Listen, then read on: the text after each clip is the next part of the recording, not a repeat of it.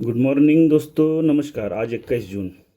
पिताजी कहिए, पापा कहिए, डैडी कहिए, आज इस शख्स को याद करने का दिन। Happy Father's Day. दरअसल हमारे जीवन में कई रिश्ते होते हैं, उसमें से केवल एक ही ऐसा रिश्ता है जो कभी एक्सप्रेस नहीं हो पाया। कभी भी सामने बैठ के कोई बातचीत नहीं हुई।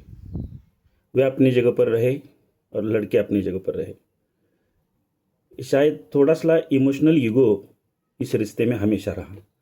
अक्सर आप देखते होंगे कि हम घर में अपनी माँ के सामने, बड़े भाई के सामने, बहन के सामने, दोस्तों के सामने एक्सप्रेस हो जाते हैं, किसी तीसरे शख्स के सामने एक्सप्रेस हो जाते हैं, लेकिन पिताजी के सामने कभी भी एक्सप्रेस नहीं हो पाते।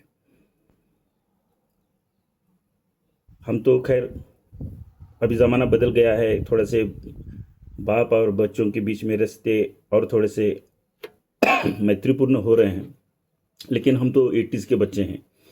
हम उस ज़माने में या तो कूटे जाते थे या तो घर आए जाते थे।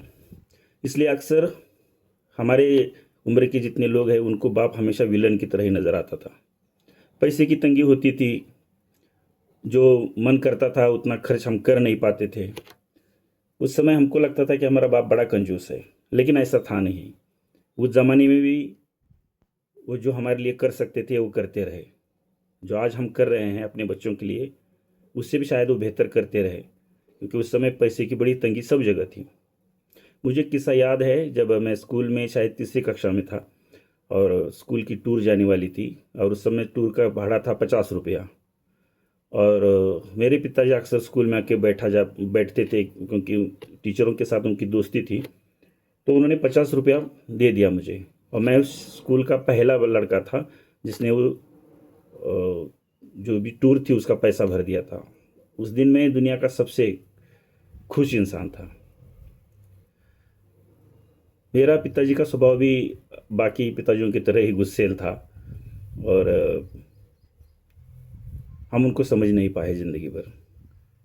उनके जाने की जब समय आई, उसके आखिरी 1 महीने तक वो मेरे साथ रहे गोरखपुर में। और उस समय मुझे उस शख्स बदला बदला पूरा नज़र आया, क्योंकि शायद वो जान चुके थे कि अब ये सक्सेस हो चुका है, ये सेटल डाउन है, या अपने भविष्य में आगे इसको कोई दिक्कत नहीं होने वाली है। तो उनका मेरे प्रति जो रवैया था वो बदल चुका था। हालांकि हम भाइयों में सबसे छोटा मैं था, तो मुझसे ज़्यादा लाड़ प्यार करते थे, लेकिन उसके बावजूद भी मैं उनसे पूरी ज़िंदगी भर कभी जुड़ नहीं पाया। लेकिन आखिरी के 1 महीने में जो उन्होंने मेरे साथ, जिनका उनका जो बर्ताव था वो देखना, जिस हिसाब से मुझे वो समझाने की या दुनिया को देखने की कोशिश कर रहे थे कि इस तरह से देखो दुनिया को, तो मैं बड़ा हैरान हुआ था। और उसके 1 ही महीने बाद वो हार्ट अटैक से उनका स्वर्गवास हो गया। अक्सर ये एक ऐसी शख्सियत है जिसके बारे में हम कभी एक्सप्रेस हुए ही नहीं, ना समाज में, ना अपने दोस्तों के बीच में, ना सीधा उनसे कभी मुलाकात इस तरह से नहीं हो पाई कि हम जान सके कि वो हमारे बारे में क्या सोचते हैं और हम उनके बारे में क्या सोचते हैं। आजकल की जो पीढ़ी है वो शायद थोड़ा सा एक्सप्रेसिव है, एक दूसरे से बात कर रहे हैं। तो दोस्तों, आज का ये दिन, जाइए अपने, अगर घर में माता पिता जीवित है तो जाइए, उनके गले लगिए और उनसे कहिए thank you for all things. मैं दुर्भाग्यशाली हूँ, मेरे पास ये मौका नहीं है, लेकिन इस वीडियो के थ्रू मैं आज कहूँगा अपने पिताजी को, जिनको मैं अन्ना बोलता था, thank you Anna, thank you for everything. थोड़ा सा इमोशनल वीडियो है ये। मैं भी उतना एक्सपीरियंस नहीं हो पा रहा हूँ जितना मैं होना चाहता था, लेकिन फिर भी एक कोशिश थी। अब सब लोगों को हैप्पी फादर्स डे।